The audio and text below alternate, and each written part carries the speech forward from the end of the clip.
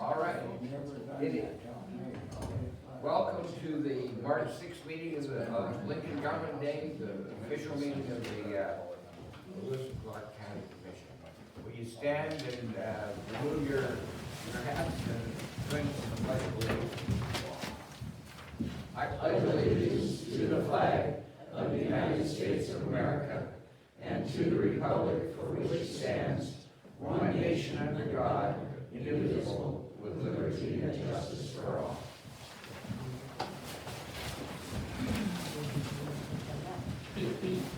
For those of you who are new, the folks up here at this table can speak from here because the camera will pick us up. But if anybody else wants to speak or ask a question, we ask that you go to the podium and speak from there, because we're required to video record all of our meetings now.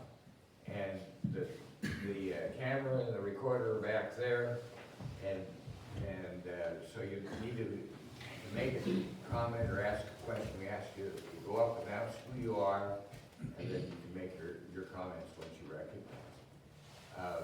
We have a sign-up sheet being passed around. We'd love to get your information, and then there are agendas up here on the edge of the table to kind of see what we'll plan on accomplishing today.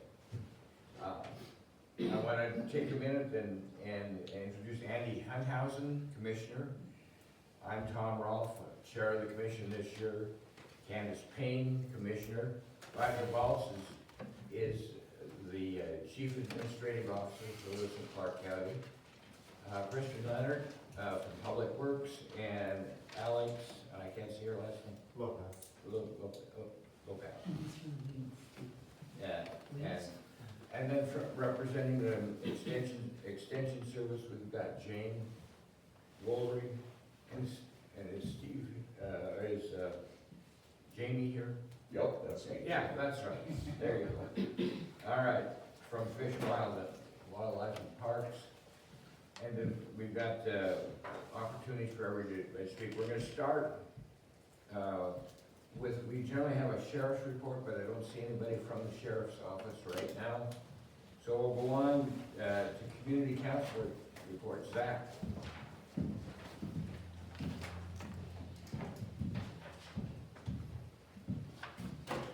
Zach Muse, Chair of the Community Council.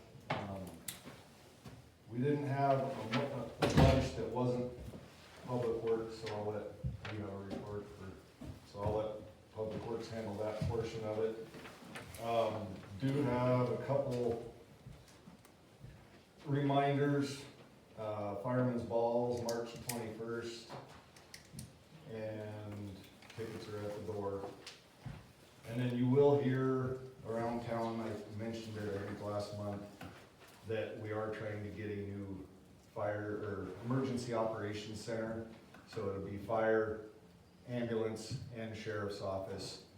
And just so people aren't freaked out, we're not going to the taxpayers for this. This is all going to be grants or nothing. And we're in the process of determining which architect is going to be handling the preliminary architectural design. So I've been back and forth to Helena, and I will be next week and the next week doing interviews and trying to figure out who's going to handle that.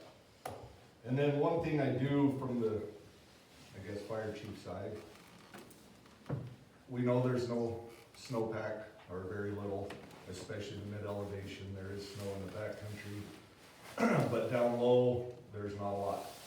Now is a good time to be looking at your properties, seeing things that you can do to prepare, because barring a very wet spring and early summer, it could be ugly this summer. So we do have deals where you can contact DNRC or myself. We can come out, we'll do a property assessment. Some of it may cost money, but you can choose not to do that. A big portion of it is just elbow grease, getting out there, lemon trees, removing flammable materials, pine needles, things like that from around your house. sealing up, ventilation that's wide open on a lot of these houses, just, we can help you figure that out. And you've got time, and with the lack of snow down low, you can do a lot of that stuff and get it away from your property and make it safer. So just reach out to myself or DNRC, and we can make that happen. It's just a property evaluation. It looks everything from the road, down your driveway, to your house, and your whole property. Do it now before it's too late, please. That's all I have. All right. Does anybody have questions for Zach? Any questions for Zach? Thank you. You bet. All right. Forest Service, do we have somebody? I'm here for the Forest Service and I bring paper. So, if you just have 1 second, I'll pass a few things out to folks. Hey, give me your name again. My name is John Hagengruber. Hagengruber is the last name. I signed in just because of that name. And I'm here in Helena. I work for the Helena, Lewis and Clark Forest in Helena, Montana. So I want to share, I've got a map. The reason I'm here is my forest has asked me to give an update on the sustained yield unit, which is a new proposal. And it's actually a simple proposal, believe it or not. But what it does, and I'll go over this in a little more detail, but I wanted to give you this map. And I also have some handouts that you can probably, I think I've got a couple dozen handouts, so we can pass these around here. Each of these have a map of that unit boundary. So, we will be, get this started. There we go. Yeah. May not have quite enough, but we've got, some on the website already posted, with this information. With your permission, sure. Thank you. Got a couple more. That.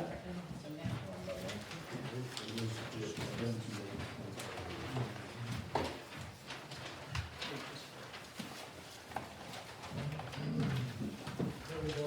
Got a few more. I may have handed up my actual notes, but that's okay.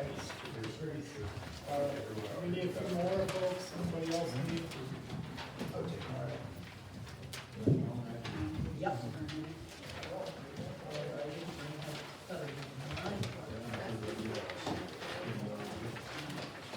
So just let folks.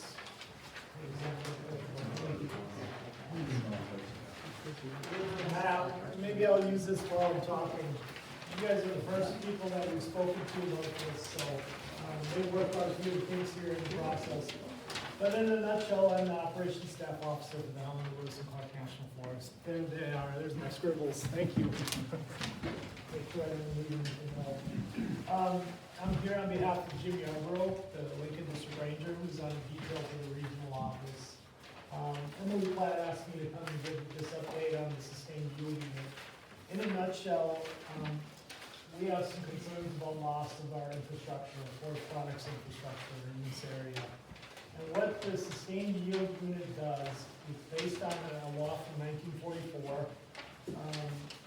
And in a nutshell, what it says is that timber harvested within the confines of this boundary, which includes nearly all of the Helena, Lewis and Clark National Forest except the Rocky Mountain Fund, the western half of the Custer Gallup National Forest, and all of the Beaverhead Deer Lodge National Forest. So if there's timber cut within the boundaries, this large black line, in a nutshell, what the sustained yield unit does is it says that timber cut within the boundaries of this will be processed within the boundaries of this.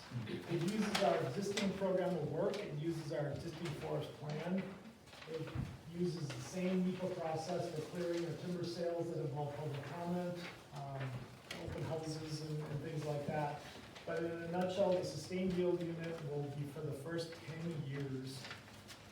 We anticipate that the three forests will provide harvest total of 350 million board feet or 35 million board feet average per year.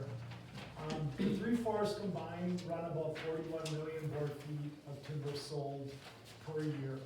So about 80%, roughly, would come with a contract provision. That's essentially what the sustained yield unit is. It's a contract provision that is attached to timber sale contracts that says if it's cut within the boundaries of that SYU, sorry to use the acronym, it will be harvested, processed, and milled within that SYU.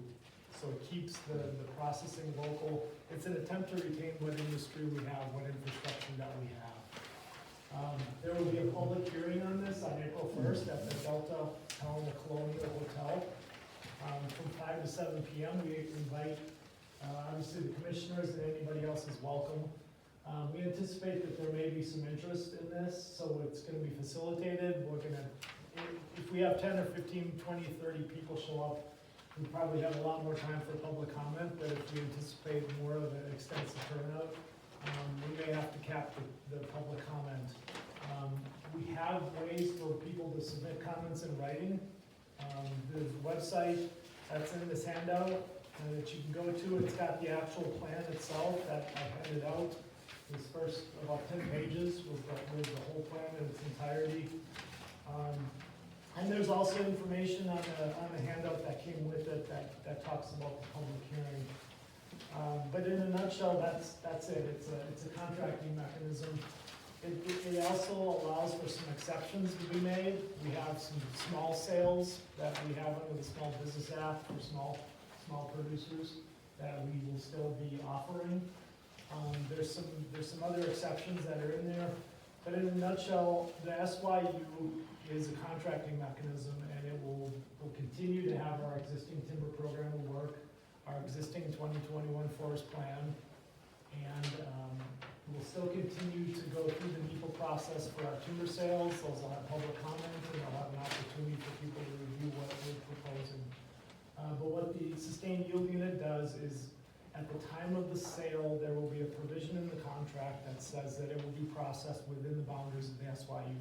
We're not gonna get into specifics about where that has to be processed. That's up to the purchaser of that timber.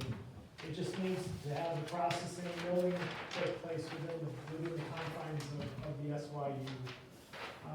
This is an old law. It's only been used about 6 times in the agency in almost 60 years.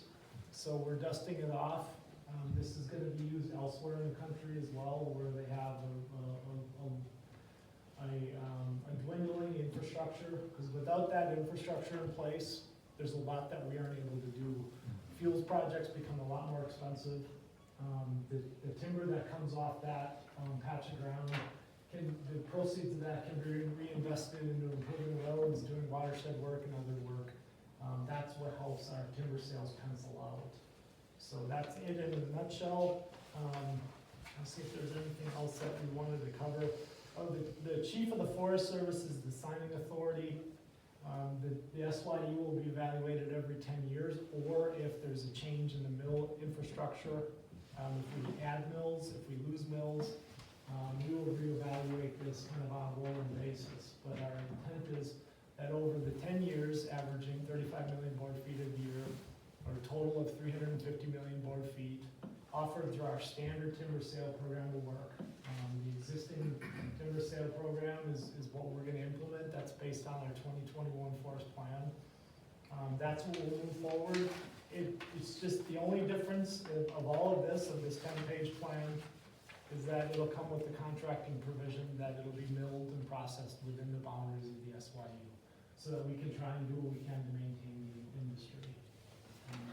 Allow for the industry to be able to invest in new technologies, whether that's power shower, combined heat and power, those other things that can help them be more viable as well, in working with us to change how fire moves through the landscape and change the overall trajectory of forest health on the forest. So that's it in a nutshell. And with that, I'm happy to take any questions, and I can hang out afterwards if people want to chat about this as well. Let's start here, Commissioner Payne. I'm always the mouthpiece on Commissioner Payne, and one of the big concerns we always have about dealing with our forests is all our community efforts to fight fires because when they show up, we need all hands on deck. And I'm pretty sure Zach would know how much help we've gotten from the Forest Service in the past, I think. And will this have any impact on the Forest Service ability to help us fight fire? Is the firefighting loss impacted by the sustained yield? Do they have anything to do with each other, or do we continue with our good relation with This Forest is, Service? yeah, no, good question. This is really about trying to modify the makeup and the composition of the forest before we have fire. Okay, but next summer, we are going to have fire. It is dry, nothing has been done, there's been no, and so we'd like to end the lawsuits and make sure we've got help. We'll be there. And in a nutshell, yes, our fire folks will be around on hand to work with the state, with the locals, with the county, with others, other partner agencies to address those wildfires. But this is about before the fire shows up. This is about still being able to implement those timber sales and reduce fuels on the land as best we can. But in order to be able to do that effectively, we need an industry to be able to go out and purchase the timber and remove it. And that's what this is getting at. This is basically the pre-fire portion of the preparation for us. But yes, you're right, fire will be here. Absolutely. Other questions? Other questions? Mr. Chair, Commissioner, all on that, just for practice, for your Delta Hotel experience. I'm sure. No, thank you for being here, thanks for the overview. I'm assuming that this has been thought about capacity, so within this boundary, do we have the capacity to process 35 million board feet? And if not, I'm sure it's an incentive. I mean, that's the good side of it, that I think the folks in the industry can rely on that amount of board feet coming every year, and it has to be processed within that boundary so that there's gonna be material. But if we didn't have capacity, you talked about if the mill's open or closed, so if we had the bad side of that where mill's closed, is there a provision that timber can be sold outside? Kind of what the capacity issue and how the discussion around that's been. Yeah, capacity is critical. We continue to lose capacity, Right. without a doubt. We're basically on average offering between the three forests about 40 to 45 million board feet of timber. This would take 35 million of that, of what's been our traditional offering. Looking at the last 3 years, not looking way back, but 35 to 40, 45 million right in there. Of that, 35 million would go towards, it would contain this stipulation that it would be processed within the boundaries. So basically, if it's harvested locally, it would be processed locally. So those mills will be able to count on that, and, It's an attempt to try and retain that industry. great, yeah, thank you.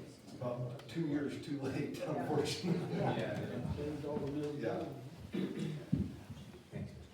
all right, any other questions? Again, we ask you to come up if you have a question and make a question from the podium then. Thank you for being here, and, that meeting will be, or the April 1 meeting will be before our next meeting up here, so, we wanna, make sure that people get a chance to know about it, so pass the word around, and around town. Yeah, April 1 from 5 to 7. Is there any significance that this is gonna be on April Fool's Day? No, actually, we were looking at doing it on March 18th in Butte. We didn't know that Butte does midweek proms, so we had to look elsewhere, and as soon as we could find something locally, it was April 1st. April Fool's Day is coincidental, but good question, Commissioner. All right, Thanks for your time. and, let's see, DNRC, is that, I don't have anything this month, thank you. okay, all right, thank you. Public Works, Christian. Good afternoon, everybody. Again, my name is Christian Larrett. I'm the Lewis and Clark County Noxious Weed Supervisor. Today, I've also brought Alex Lopez, our noxious weed planner. Helps out with a lot of stuff that we do here. So, First off, we'll start off with some public work updates for the report.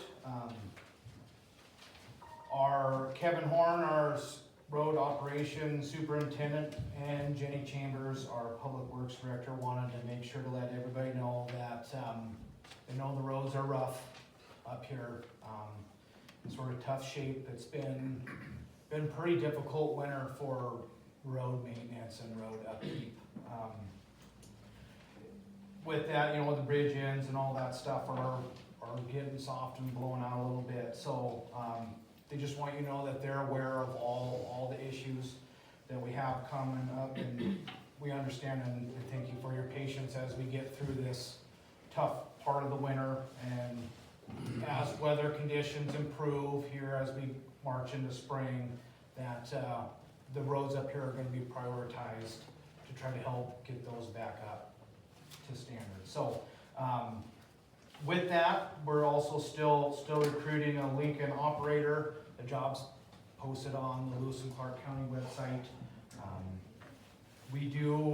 Kenny's still here doing a lot of work and doing a good job. And then we've also been sending at least one person from Helena up here to assist, at least one person every day to help with Kenny with any of the snow events that we've had. So,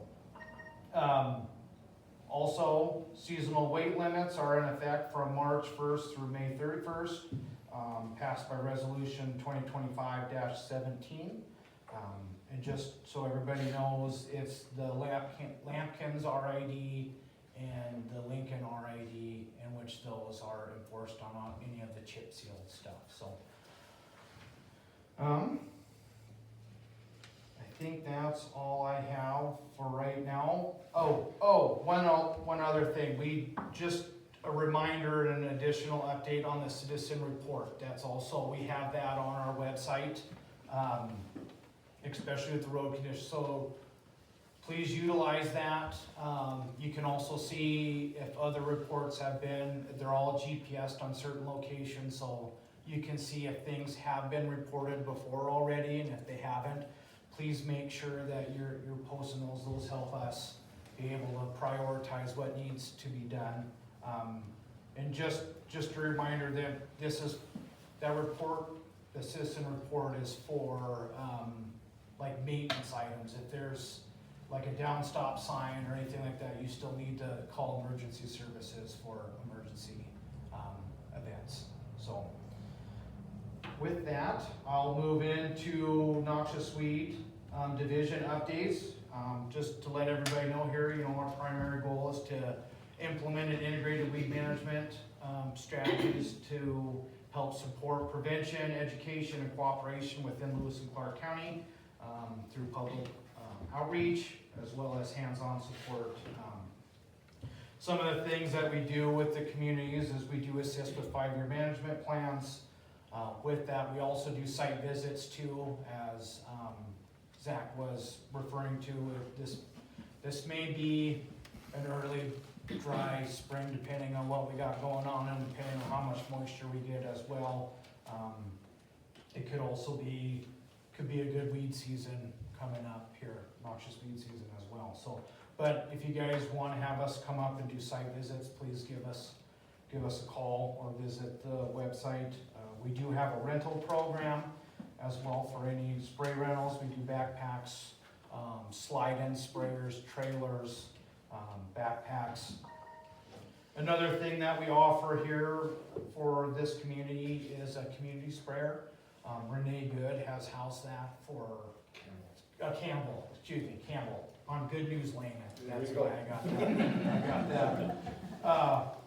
Renee Campbell on Good News Lane, she's housed the community sprayer here for quite a few years now, 5+ years. So that is also there.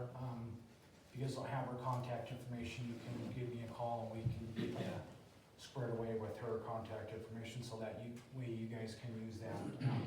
Just a good way. You guys are a little out of the way to drive all the way to Helena to rent a sprayer and drive all the way back. So we try to house community sprayers up here to help with that. With that, we also have a cost share program. The only thing is you guys have to have a 5-year management plan in place. We help cover the cost of 50% of your herbicide.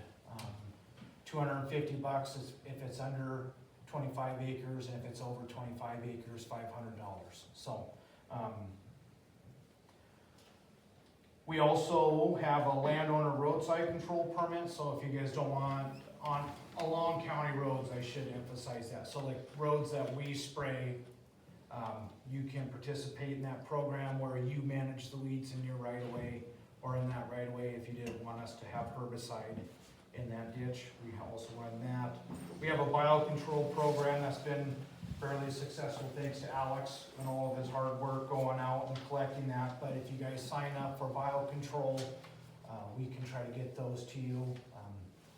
They're not guaranteed. It's just sort of like hunting season with the biocontrol bugs. You only can get what you can get and what's available when you can collect them. But we have like leafy spurge, spotted knapweed, and Dalmatian or yellow toadflax biocontrol. We also do community education outreach. We've been working on that. The weed board has, we're participating in the Big Sky Watershed Core program, so we do have an individual from there helping us bolster and build up our education and outreach program to help work with you guys, or as well as with the school and the younger ones. Then we also, I mean, there's all kinds of literature out there for not just weed management, so we can certainly help provide you with the information that will help you get to where you want to go. As well as we do have a non-compliance policy that we run through, you know, state required. So if somebody isn't taking care of their weeds, we can help you, help them, everybody try to get to a common goal of becoming weed compliant. And then just some things with the winter that we have had, or lack thereof sometimes. We're just getting ready to hire some seasonals. We got our job posting out as well for hiring seasonal sprayers. It looks like we have 6 seasonal sprayers that we use to spray. So it's just 3 trucks to do 15,000 miles of road. So we try to get through 1,500 miles of road, excuse me. Thank you. Miles of roads, sorry. 1,500 miles of county maintained or county weed roads that we do with six seasonal sprayers, so 3 trucks running usually from March through August. So we're pretty busy during that time. We usually get up here around late June, early July. It's typically, you guys are usually a little bit further behind than it is in our other areas. So you can expect us to be up here around that July time frame. You can also use that citizen reporter as well as to report noxious weeds on certain roads and right-of-ways as well. So if you guys can let us know that'll be helpful for us too. That gives us an indication when things are bolting and blooming, so we can adjust and shift as necessary. But prepping equipment, budgets, and then just scheduling projects. And that's all I have for right now. Any questions? You, Commissioner Payne? Thank you. I attended the weed board meeting on Wednesday. And one of the discussions, or the ideas that was brought up had to do with weed control adoption area. And I think this had to do with, getting a church group to go out and pull the weeds in the old cemetery. And can you talk a little about how that could be organized and what help you would provide? Yeah. Do you have any idea what I'm talking about? Commissioner Payne, Chairman. Yes, so like part of that education outreach is to come together to work with we've had previous conversations here with the VFW as well, but to get together to create a weed pull day on certain locations, like the old Lincoln Cemetery is a great example where there's still a lot of, there's trees and everybody has planted irises and all that stuff that just and cemetery, so it sort of limits us on like what we can do spraying, so like to get a group together or with a 4-H group to go to some of those locations to do a weed pull day in those areas. I've talked to Zach too about getting together with the cemetery group to do that. And then the other item that you were talking about is adopt a trailhead. So Okay. that is something that we're looking at participating in. We're looking at adopting one that is already put together down at Spring Meadow Park. It just needs to be adopted. But within that Adopt a Trailhead program, we can work with the Department of Ag and purchase the material through the weed district to then select another trailhead in which we can put up education, what's the word I'm looking for? Signage, there you go. I don't know, that's not what they're called, but anyways, but we do have like signage and then like where you can scrub your boots and clean your boots. As well as in the future to set those up as weed pull days. You know, that's sort of part of that program is to at least do one education event at those locations throughout the year, whether it's working with, you know, second graders every year at the school district, or, you know, pairing up with the school district to do that, or however, you know, our snowmobile club has always been a very big worker in noxious weed management here, so, 4-H club. or 4-H club. It seems like it would be something Yeah. that would be interesting. All right, anything else? Zach, come on up. Christian, Zach Buse, have you, I'm on camera. They can see him, they can see me. Well, this- Have you heard anything on the Houndstown bug being here? Oh. Because I've heard quite a bit about it in northern part of the county. So, Zach, we have found the Houndstown bug throughout Lewis and Clark County. I don't know if I've actually searched for it here in Lincoln yet, but I believe I found some in Augusta, and I found some up in Canyon Creek area, Little Prickly Pear Road, heading up onto the divide there. So it is here, and it is working its way around. Just one thing I gotta clarify, that is not an approved biocontrol agent to be spread around. So, don't do that. I believe it's like $150,000 fine if you're caught moving that around. In just my experience, I got to be a part of the 2015, it was like a transcontinent where we went up into Canada where they released that and started working on that. And within the last 10, 11 years, it has worked its way from Canada all the way down into Beaverhead County. So, they can typically go up to like 10 miles a year or something like that. So they're able to go. Sorry, Christian, just, could you explain what this bug is, So- and what it's used for, and Yeah. why it's not? Yeah, so this bug is not approved through APHIS or through our government entity that regulates biocontrol agents.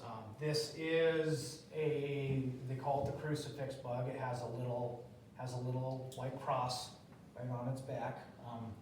It's about the size of the end of my eraser here, so it doesn't get much bigger than this round.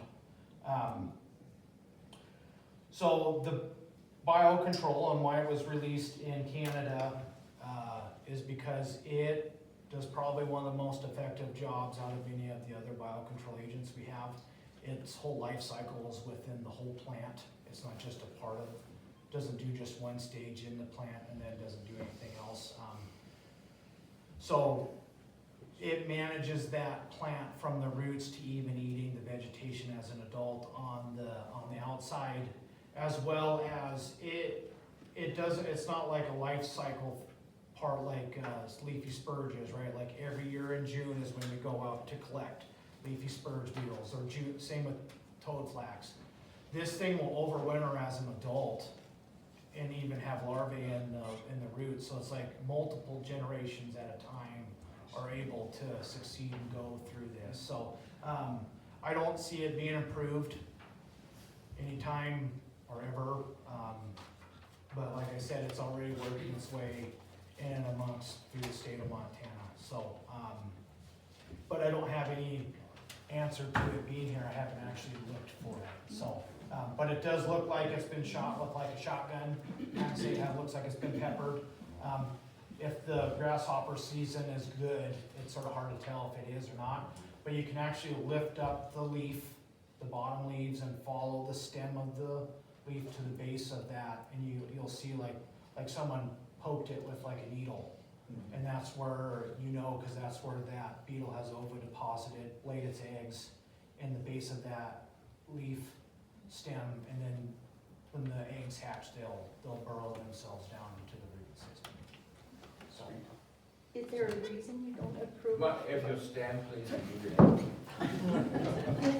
Is there a reason you don't approve of the buy? Yeah, I can answer that. So we have an Get up to the mic. I can answer that. We have a associated species for Aginaceae, which is what houndstone is the family of. There's an endangered species down in Texas. So the likelihood of them ever approving this insect is very low due to that plant being listed as endangered. It might be very far away from where they've done and where they're moving towards, but at some point it will get down there and probably decimate that population.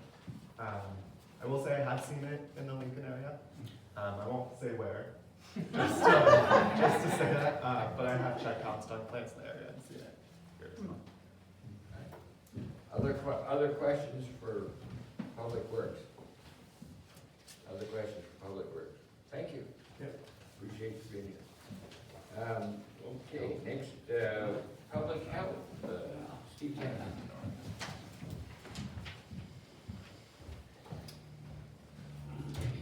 Good morning, commissioners and members of the community. My name is Steve Tennis. I'm an environmental health specialist with Lewis and Clark Public Health, and I'm in charge of the lead education and assistance program for the county. Something that, which oddly the other day ran into a new nursing student and was talking about my role, and she said, I didn't know that lead was still a thing. And lead is still very much a thing. Probably something that people forgot about a little bit when with the Clean Air Act and then the banning of lead-based paint in homes in 1978.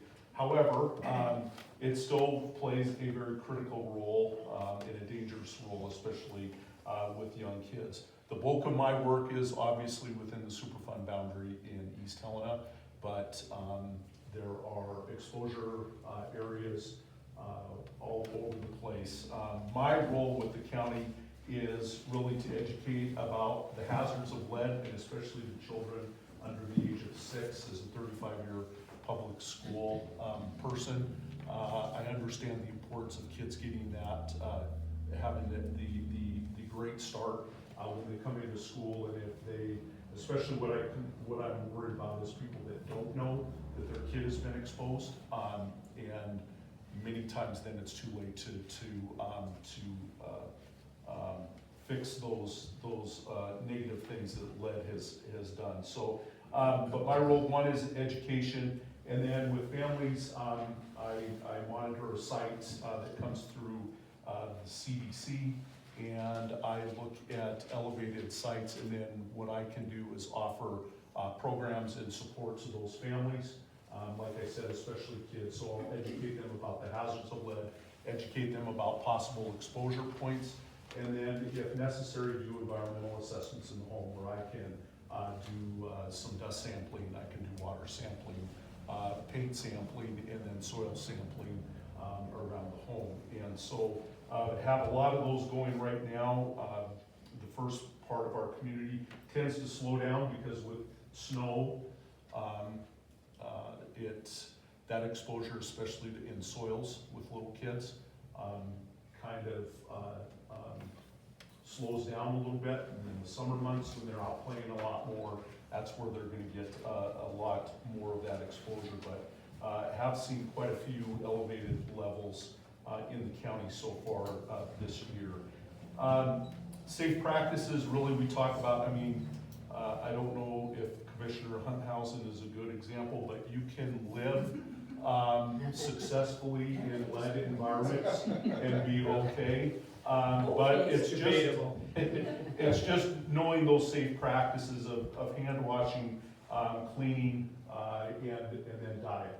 We forget about diet. Lead is, back to your chemistry days, is a bivalent element, and so it mimics the good metals like calcium and iron that kids need for healthy growth and development.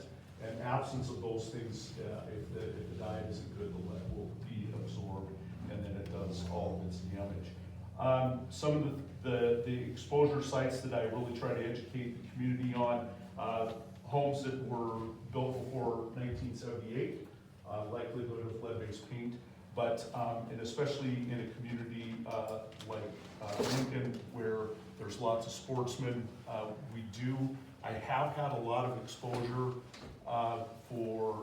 with young kids in the home, for people that load their own ammunition, making their own fishing weights, those types of things. And so I'll go into the home, collect dust samples, and kind of figure out ways to keep that separate from the living area of where that kid is going to be. A lot of times in dealing with families, it does create a lot of anxiety. You don't want to worry about something quote unquote wrong with your kid. But the line that I always tell parents is that, you know, knowledge is power. If you know that you have this, you can address it and minimize the exposure risks. We are really trying to make sure that at the age of 12 and 24 months, kids are being screened. Early on is the best way to start preventing those. Working with the primary care providers in the county, so on and so forth, especially for kids that are Medicaid eligible, WIC families, Head Start families, making sure that those kids have had their screening done. So with that, glad to take any questions that you may have. One question that I've got, it seems like over the last few years, they've lowered the acceptable level. So the levels, for example, in East Helena, the EPA is going to be doing another round of yard cleanups, because they've changed they lowered the deck from 1,000 parts per million in soils to now 400 parts per million. And so anybody that's, you know, it's been interesting working with them, and you know, find a home that was maybe at 990 parts per million, and it wasn't 1,000, so it wasn't touched. And now we've dropped, the deck has been dropped to 400. And then with children, well, with all people, an elevated lead level is considered 3.5 micrograms per deciliter. It used to be 5, but those are all just recent things where they've lowered. With more information, knowing more about it, knowing more about the ill effects of it, they have a better understanding of those negative impacts. So yes, it has been. And do I understand it right that younger children are more susceptible to the problem? They're more susceptible for a couple of reasons. One is just, you know, little kids versus big kids. There's, you know, there's that, the same amount of lead with a kid versus an adult, they're going to get a much greater percentage of exposure. But in adults, we still tend to eliminate lead from our system, but kids will absorb much more because their bodies are growing so much faster when they're developing, and that's why it gets, and then it gets deposited into their bones. And so the long-term effects, cognitive development, behavioral development are the big things. But it's big risks with adults as well, cardiovascular issues. I mean, it's a nasty element, and so just having an awareness of where exposure places can take place keeps everybody healthy. So. I remember as a kid, my parents would look at my brother and I, and when we were not acting as responding as rapidly as they wanted, they would say, "Get the lead out." And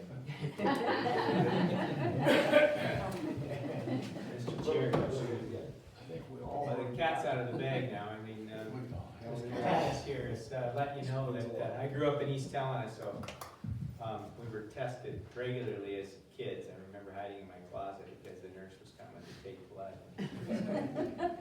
But then we go to Helena, and the Helena kids used to call us the leadheads, you know, from East Helena. But now you know what my issues are. I grew up in a lead environment, a few blocks from the smell. Yes, my It's wife. not my fault. My wife grew up across the street from Commissioner Hunthausen, and so the same thing, hiding in the basement when the nurses would come to do the tests. And but they can, like I said, you can successfully live in that environment. It's just knowing how to take care of those hygiene things. As a sanitarian in training and learning more and more about water illnesses and food illnesses, it just people should wash their hands all the time, period. Takes care of a lot of that stuff. All right. Any questions anybody has? Mr. Dennis? Thank you for being here. Thank you, thanks for having me. We have a couple of folks that are new to our meetings up here. I'd like to introduce Jane Wolery from the Extension Service staff. She's a new member and wants to get to know folks here in the community. Thank you, Board of Commissioners and community members in Lincoln. I am Jane Wolery, and I am happy to be here as part of the MSU Extension Lincoln, Lewis and Clark County. I was going to rename the whole county for you. Did you catch that? Lewis and Clark County Extension Office. So my role is in family consumer science and community vitality, and many of you may go, what does that mean? So I'd like to tell you, even though I think we're all probably great, we probably all wouldn't mind being better. And that is my role, is to help people be well, physically, mentally, financially, and as a community. And that is the basis of my role. Some of the things I have been doing lately in my role, I started in October, and in February was involved with Youth Aware Mental Health in East Helena schools, Reimagining Rural here in Lincoln, Strong People classes going on in Helena, and the East Helena Community Review will be going on next week. So 3 full days in East Helena next week. I am here to serve all the people in Lewis and Clark County who are interested in the services from our office. And I would like to share with you a little bit about what that might mean. I tried to give you just an idea of some of the services. There's a QR code. You can take a picture of that with your phone and go right to a form where you can tell me your thoughts and what you think the needs are. Of course, we work with specialists across the state, MSU, and try to meet the needs of the communities, the people and places that we serve through extension work. I really want to emphasize that I come with some experience. You might be able to look at me and know that, but I have been with Extension since 1996. And so I hope that you can rely on some of that experience to serve your community. I would very much appreciate phone calls if there's any way that I can serve you. It might be connecting you with other people. It may be that it's something I can come to Lincoln and do. I will pass around my business cards so you can take a card out of the case and pass that along. If you want to stay after, I will give you my cell phone number so you can text or call me at your convenience that way rather than office hours and those sorts of things. My most recent experience was as the executive director of the Montana 4-H Foundation. I was based out of Shoto, and I was in that role for 3.5 years, but prior to that, I was your neighbor to the north, serving Teton County from 1998 till 2022. So happy to be here, want to serve you, want to get to know your community, and open to questions. Any basic questions for Jane? And she'll be around for a few minutes afterwards if you would like to talk with her. Thank you. We've got Jamie Jonkel from the Fish, Wildlife and Parks, Bear Education and Information. Great. Commissioners, Lincoln residents, thanks for having me here today. Got some handouts here. two sides. I'll hand these around so you guys can start looking at them.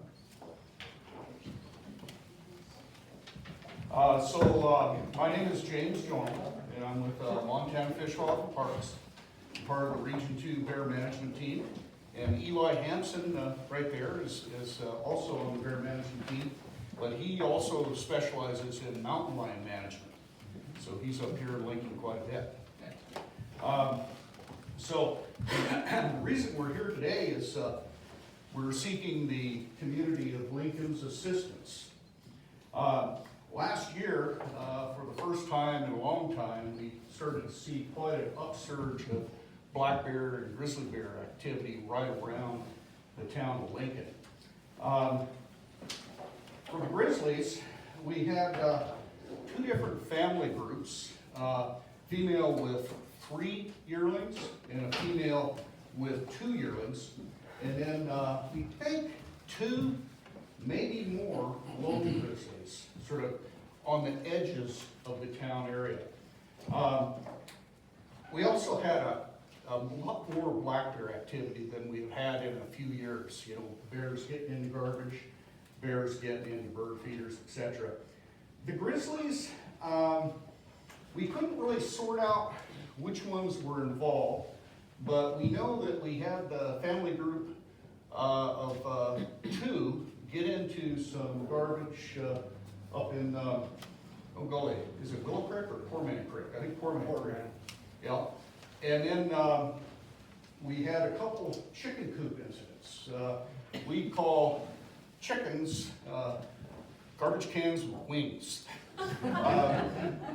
Chickens, for some reason, have just become really desirable to bears across western Montana over the last 10 years. And I think, you know, they've always had bears in chicken coops going back 100 years to, you know, here in Montana. But I think we just are seeing a lot more people, you know, trying to, you know, because of the economy, you know, they're raising chickens. And so there's just a lot more chickens and ducks and chicken coops on the landscapes. And hence we're seeing more conflicts with chicken coops. It's a real easy fix. Electric fence, you know, retrofitted on existing fence around a chicken coop just solves the problem lickety-split. And at some point I can come in and give a talk to the community on some of the information and some of the funding sources that are available for not free electric fence, but, you know, semi-free, cost share type stuff.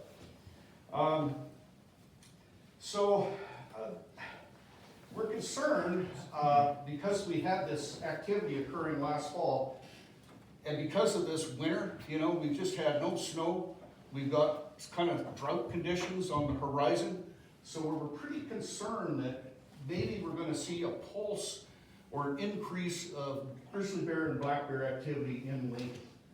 Now, in years past, we've had some hellish years with black bears here in town. We've only had a handful of grizzlies that have kind of become what's called food condition or garbage condition that worked town over pretty good. There was the famous Ring Eye. He worked all of the town of Lincoln, did all sort of the outlying places.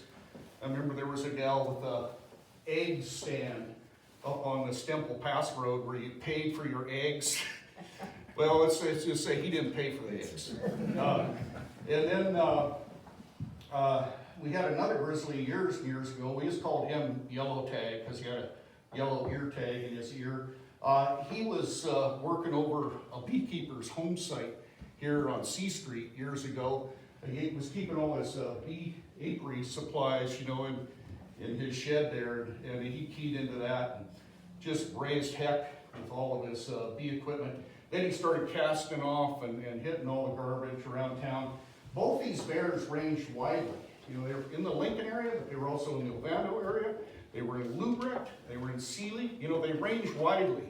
But Sealy Lincoln became kind of like the honeypot spot for those two grizzlies. So we're concerned that next year we might see an upsurge of black bears and grizzlies, you know, looking for the goodies, looking for the easy food that is here in Lincoln. And sadly, there's quite a bit of attractants here in town. Now map that I'm sending around, I wish I had a bigger one, but you can see the town of Lincoln, you know, and just to the south of us here, we have that beautiful river bottom system, you know, I call it the Lincoln Swamp. It's very similar to the Aunt Molly Wildlife Management Area down by Helmville and Ovando, where we have the highest concentration of grizzly activity probably anywhere in north or northwestern Montana. Lincoln is really no different, you know. This is radio collar data over 25 years of 25 male grizzlies and 12 female grizzlies that have spent time in the area. And you can see on the map, you know, they spend a lot of time in the Lincoln Swamp, which is just on the edge of town. A few of those bears, you know, have cast off and gotten on garbage or been lured into a bird feeder, but the main reason they're there is it's excellent habitat. I mean, I'm sure some of you have hunted down there, and it's amazing. And there's tons of berry load down there, hawthorn, chokecherry, serviceberry. So, you know, it's a spot where bears go. It's, in a way, it's like a grizzly bear kitchen right next to the town of Lincoln. You can see there's certain bottlenecks, like the whole Lincoln Canyon or the Blackfoot Canyon, you know, from the 141 junction up to Lincoln is just prime bear habitat. In fact, it's some of the best habitat, you know, in the whole northern continental divide ecosystem. It's one of the few areas where I regularly see bear scat, grizzly bear scat, black bear scat, on the highway. So it's a real heavy use area. And you can see what they do is they just kind of come up, you know, from a river, you know, and come right through Lincoln, and then they kind of disperse up into the mountains in different directions. And so, you know, Lincoln is sort of like having a town in the headwaters of the South Fork of the Flathead up in the Donaher Basin. Really, you know, if you think of like Lincoln, Donaher, it's very similar. And as a result, you know, we're going to have a ton of bear activity here into the future.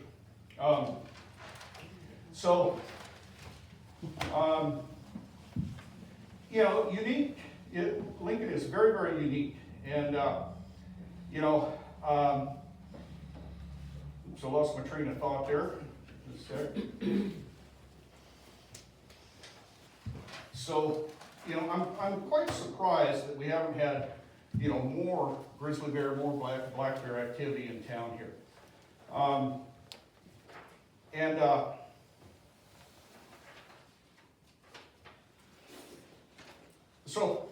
So we're concerned, and the main reason we're here is we're hoping to get some folks to volunteer or get involved where we start up a little kind of a bear work group here in town.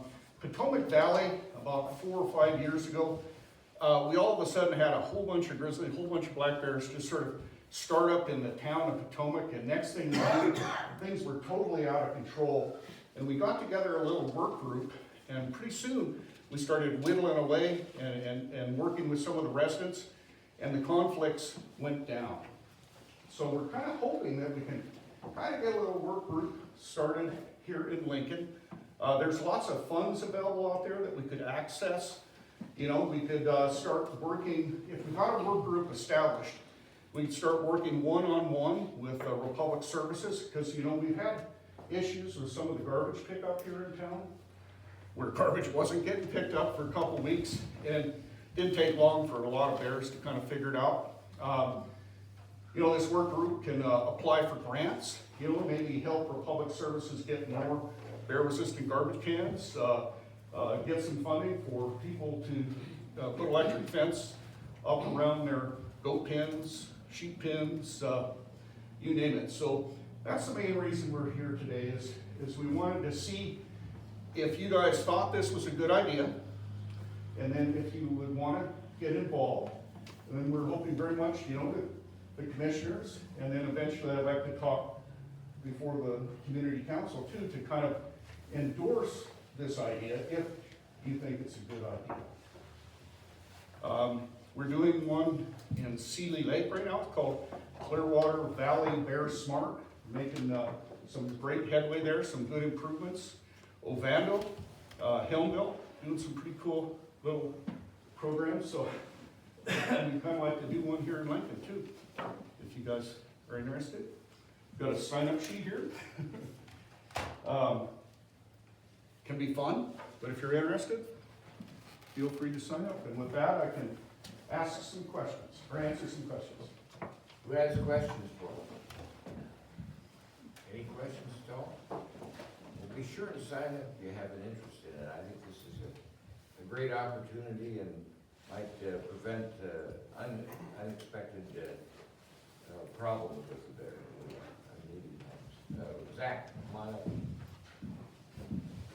So, Jack Hughes. So we do, I mean, people don't realize how many grizzly bears travel through this town in the middle of the night. I mean, we see them on calls, you know, at 2 in the morning, 3 in the morning, and they don't cause a lot of problems generally. The chicken coops, I got a bunch of calls on those, and I gave them your number. But the black bears are the biggest issue, because they're the ones that get into the most trouble, it seems.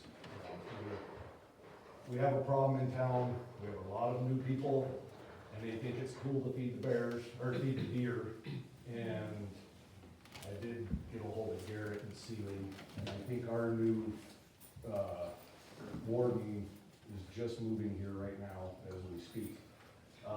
But I think getting control, and I think the legislature needs to do a little bit more on that as well, because like the weeds and like the junk cars, you have to warn them, then you have to warn them again, and then you have to warn them again, and it continues.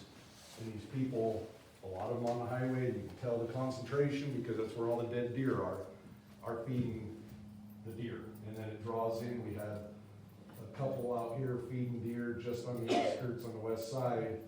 Well, then bear comes in, it climbs up a tree, they shoot it with a 9mm, and the cops are there trying to shoot it with an AR-15, and it was horrible for the deer, for the bear.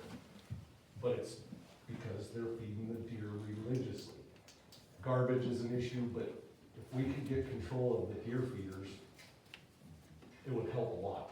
Because you draw in the prey, you bring in the predators, and it's out of control. So tell your neighbors, tell your friends, don't, it's illegal, it's bad for them, and it's just not a good deal to be feeding these deer. Yeah, Eli could speak to this as well. When people do feed a lot of deer, or when people have salt licks out, I've even seen it with bird feeders, because deer really like, bird seed too. It in essence shifts the game trail systems. So, wherever you live out here in the wilds, there's good game trail systems up and down the rivers, up and down the ridges. If you get a fella or a gal that'll have a salt lick, it doesn't take very long for those deer, those elk, those moose, to figure it out. And pretty soon the game trails shift and they start coming through the backyards. And then when you have all these new kind of travel systems that the deer and the elk and the moose are following, pretty quick the wolves, the lions, and the bears are using those same game trail systems. So, the driving force for lion activity is usually someone who's feeding deer or salting deer. They're sucking in all the game, and they're creating what we call a false game pocket. And then all of a sudden, all the predators start coming there. Next thing you know, it's a lion, a couple coyotes, a pack of wolves, a grizzly bear. We get a lot of calls like, "You need to come move this bear," or something. And we get there, and there's a giant salt lick feeding station there. I could go on and on, but with that, that's it. And I sure hope people are interested. Bishop, yeah. has a question. Yes. When you go out and find this salt lick, obviously put there intentionally, do those people, I'm working with the weed board, so I recognize you guys. Are they fined? You haul them up and put them in jail or something? So Eli and I can't do anything except like, "Hey, please, take this salt lick away," but we can't get the warden to come in. Okay, because we've got and we're working on a program with the weeds, where the first step is we go out and talk to you, and then the second step is Yeah, so, more, and then eventually there is fines involved, but yes. this seems, like a matter of life and death, and law enforcement needs to be, where is that game warden? So if we got a work group established, you know, we could say, hey, this is one of our concerns. And we got a new game warden, it's Cody, Stivish. and he just bought a house here in town. Yep. Correct? Yep, so, he'll This be week. setting up shop and, But not Salt Lakes. hopefully not. But, you know, getting him involved and saying, hey, you know, we've got, 5 lions in town right now. And it's because of, you know, assaulting or feeding. All right. Okay. Any other questions? Yes, come on up. And sure, say your name. Yeah, I worked on the road department. Say your name, please. Francis Beer. Worked on the road department on San Steppo. We had a lot of problems 2 years ago. We found out it's West Yellowstone, who called the bears up there. It, Yeah, they're gonna do call the bears up there, and then they start coming in the town. it's, And I live next to the guy with the bees, oh, okay. yeah. Yeah, it's funny, I get people, you know, just saying, you know, we saw a black helicopter the other day, you know, or we saw a black, truck, carrying a culvert trap. We get that a lot, but by state law, we can't move bears around. There's all these really, really strict protocols we have to follow with grizzlies, and even black bears as well. When we do relocate a bear, we, you know, we're taking a problem from a town like Lincoln, where a bear's been trained up on garbage or whatever, and we're relocating it up to Lolo Pass or something. Those folks a lot of times get irritated then because they're like, sure, you're taking, you know, this garbage bear from Missoula or Lincoln and you're bringing it up here, and now we have to deal with it at Lolo Hot Springs. So we're pretty careful on how we relocate bears. You know, if he's got that glint in his eye and he's a holy terror, a lot of times we end up just destroying it. But if it's a bear, you know, that we're like, well, he's just kind of lost in town because he tried to make his way down the river, you know, hasn't really done anything, we'll relocate him. Or sometimes we'll have a bear that's sort of hanging around eating natural foods, doing everything right, but he is about a quarter mile from old Billy Bob's place, who's got, you know, 7 garbage wagons and big truckloads of rotten bread that he feeds his goats. You know, we can also then trap a bear and do what we call a preemptive capture and relocation. And we kind of give him a little ride a little further outside of town just so he won't get in trouble. Other questions? Thank you for being here. Appreciate it. Thank you for having us. I want to mention that our next meeting will be April 3rd, and before then, we've got you got the Fireman's Ball coming up on March 21st. You said tickets were at the door, and what time does it start? Doors open at 4. 4 o'clock? All right. And then, we've got the public meeting for the Forest Service at the Delta Colonial in Helena on April 1st. Any other dates? Mr. Chair, the Lincoln Community Council meeting, Okay. when? 3rd Tuesday of every month, 6:30 right here. Okay. All right. Any other dates that we need to make sure everybody's aware of? We're gone through our scheduled meeting items. We always try to make a time at the end of our meetings for people to bring up any item that might be that is under the jurisdiction of the commission, but not on today's item. So if you have, if you'd like to bring something up, if you have a question about something, we'd love to hear about it. Are there any public item? Any public comment? Is there any public comment? Any public comment? There being none, we're adjourned.